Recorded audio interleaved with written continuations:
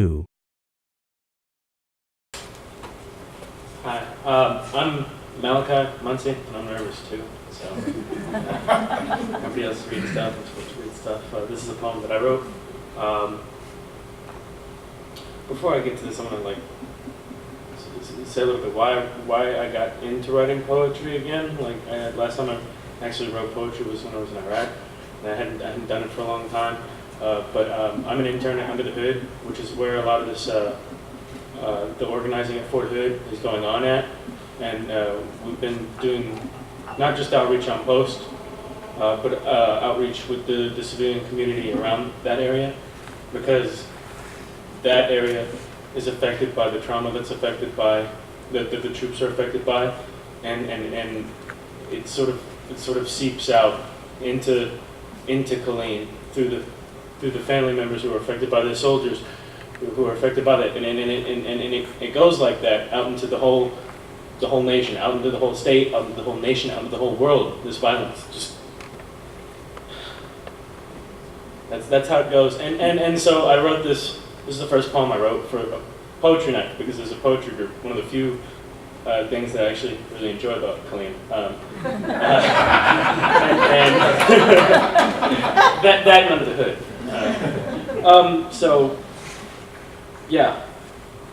It's called We're All Broken Bottles. Reflected fluorescence, refracted condescence, a nuance of neons outshining eons. Broken bottles glisten in the gutter. There's more glass in the streets here than stars in the skies, and more light in the liquor stores than shining in eyes. And the bottoms of bulbs and bowls burn briefly in front of the face, outshining the hell we live in, as hell outshines space. Reflected fluorescence, refracted condescence, nuance of neon, outshining eons, broken bottles, glisten in gutter. Even after emptying every vexing vessel to maintain, memories mixing menacing most minds may contain, fueled by pharmaceuticals, the pill bottles bottoms bomb us, but other people's pills are other people's problems, and we are all broken bottles.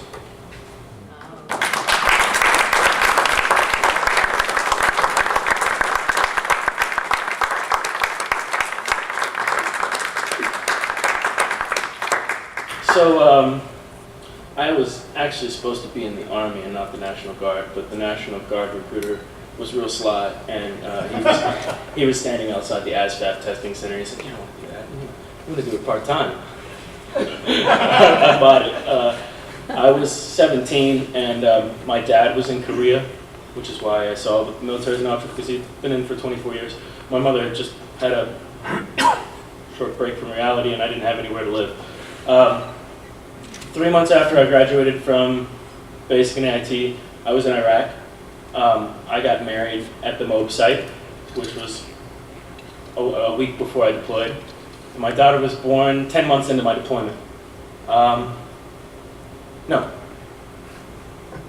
My daughter was born in December. Let's see, that puts it 9 months into my deployment. Yeah, that makes sense, doesn't it?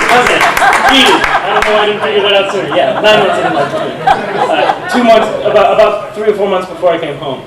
About 8 months after coming home, I tried to commit suicide.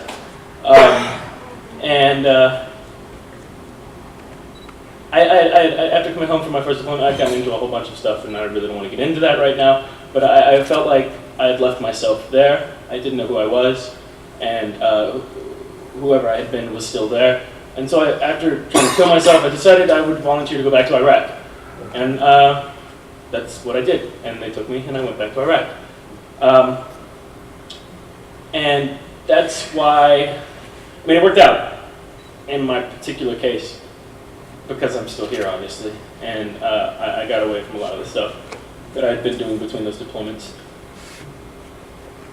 But the fact that they let me go back after I tried to kill myself, the fact that they let me go back after, I forgot to mention, my first deployment, I pointed a weapon at somebody who I shouldn't have been pointing a weapon at, one of my superiors, and they let me go back after that.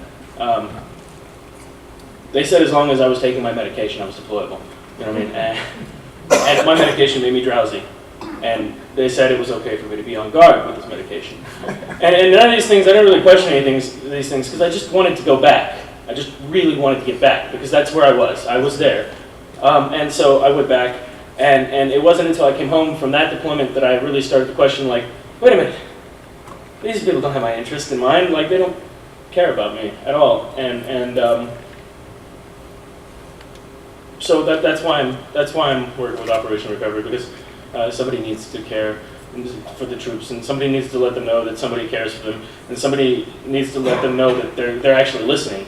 Because I mean, once somebody's listening, then they can speak. Am I forgetting anything? Enter into the building. Look all around. Make sure no one is waiting to attack you. Keep calm when someone appears, should they be more than just walking by. Realize you are not breathing. Relax. Take a deep breath. War. Is it a place young men, targets in uniform, fight in a far-off land? Or is it my walk home at night? Womanhood. My uniform and target. Part 2. Are we so different? The warrior and the woman? Stay in your place. One fights their wars, one cleans their kitchens. Both should just shut up and listen. Don't ask any questions.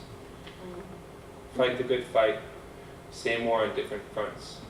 So far in front, we are facing each other. Part 3. Is this your choice or our lack of choices?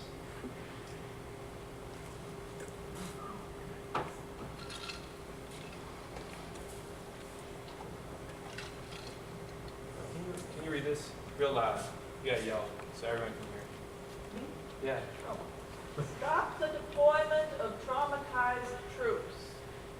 The whole thing. I said, I can't do it. I can't go.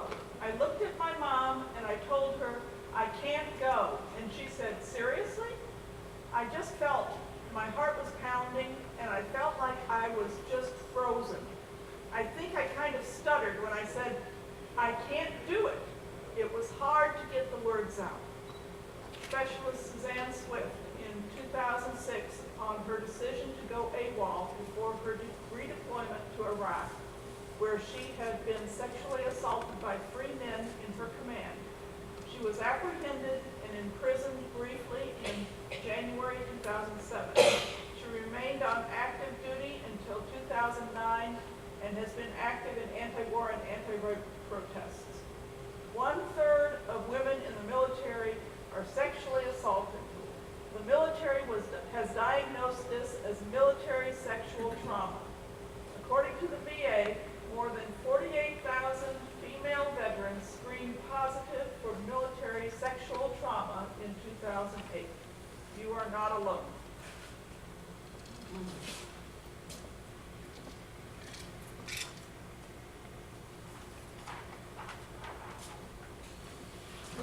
Reading this before me?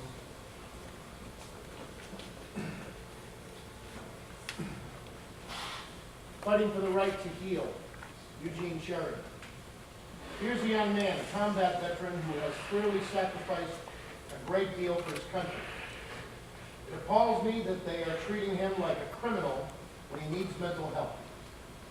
Hannah Frisch, a clinical psychologist who diagnosed Cherry with post-traumatic stress disorder and major depression. Stop deployment of traumatized troops.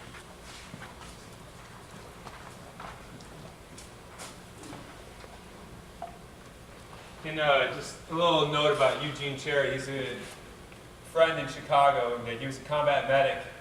And during his deployment, EOD did not clear a street before it exploded a car that had explosives in it. And it killed a lot of Iraqi civilians. And his job was to pick up all the body parts. When he got home, it was something he just couldn't deal with very well. And so he actually he ended up going AWOL seeking medical attention. And he got his medical attention, but he couldn't get into the military. And because he did it that way, because he needed that help, he was put in the brig up at Fort Drum. And that's a part of what sparked the very first coffee house of our generation. As Malachi was saying, we're working out of Under the Hood Cafe. It's a GI outreach center. But Fort Drum, the different drummer, was the first GI Rights Cafe of our generation of GIs that were coming home and looking for a place to speak their minds and to get the help that they needed, that they weren't getting in the military. Do you mind reading this one for me? Do you want me to turn around? No, however you want to do it. GI coffee houses, serving ourselves since 1968. I remember 1968. GI coffee houses began in the 60s when resisting soldiers set up spaces to meet, to speak freely, and disseminate alternative information about military service and the war in Vietnam. Soldiers were able to plan their role in the anti-war movement, relax, enjoy entertainment, and provide support for one another. The coffee houses were met with military repression, but continued on throughout the 70s. Today, the coffee house tradition has been revived and continues to grow.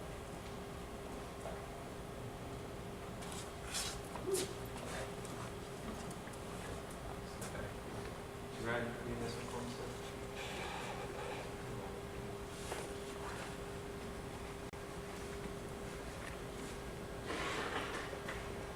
I'd rather do my time in jail than be a party to the racism I saw here. As an African American, I grew up with racism. But in Iraq, I saw the same kind of abuse and mistreatment, only this was U.S. enlisted soldiers and American contractors, like security forces abusing their rights. Thank you, sir. Someone like to read this one for me? Sir, would you mind?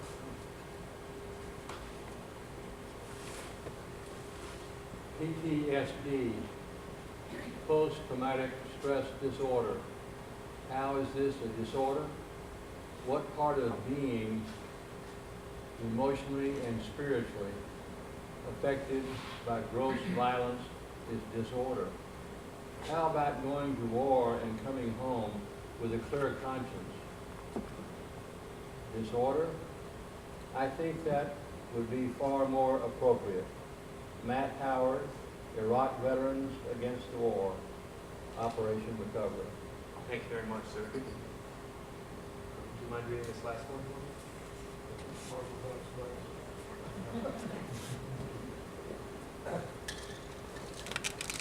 Travis Bishop. Sergeant Travis Bishop was sentenced to a 12-month term at Fort Lewis, Stockton for refusing to support Afghanistan. Sergeant Bishop served 14 months in Baghdad with the 3rd Signal Brigade. He was seeking a CO discharge at the time that he refused to deploy, calling the ongoing occupations illegal and insisting that it would have been unethical of him to deploy in support of a war that he is morally and legally opposed to. Thank you, sir. These are part of a series of posters that were made by the Judge Steve's Art Collective in order to support Operation Recovery. The project is called War is Trauma.